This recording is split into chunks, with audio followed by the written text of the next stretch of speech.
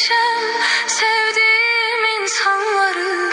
Belki çok aldatmışam can diyen cananları. Sonda görmezden gelip ettiğim noksanları.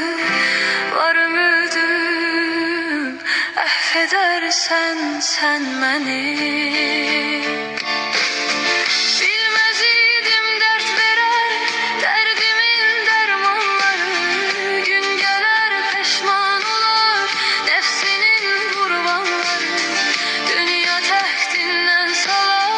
Şahları, sultanları, etibarsız dünyaya etibar etmen günahtır.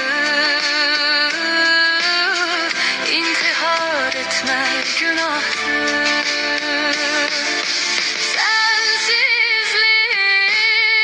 Sensizlik çok çetin dünyada. Gam yazılmış kısmetim kalmayıp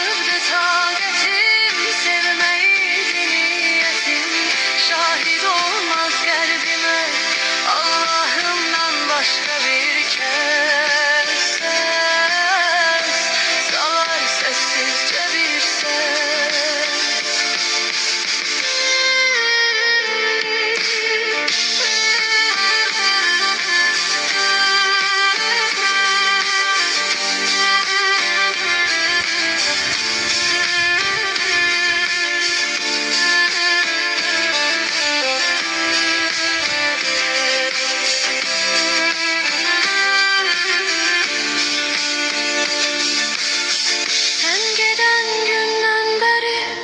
Vesvedir sözler seni, ruhum ardıncan gelir, gölge tek izler seni.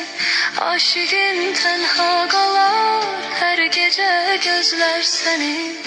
Hasretinden mahvedersen sen beni.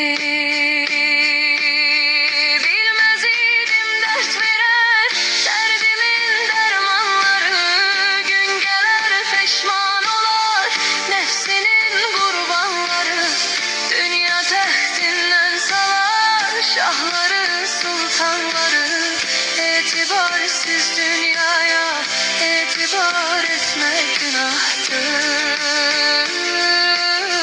İntihar etmek günahtır.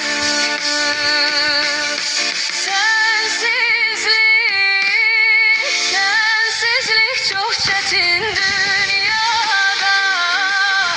Gam yazılmış kısmetim kalmayıptı takatim. Sevmeydi niyetim şahit olmaz kalbime Allah'ımdan başka bir kez ses salar sessizce bir ses.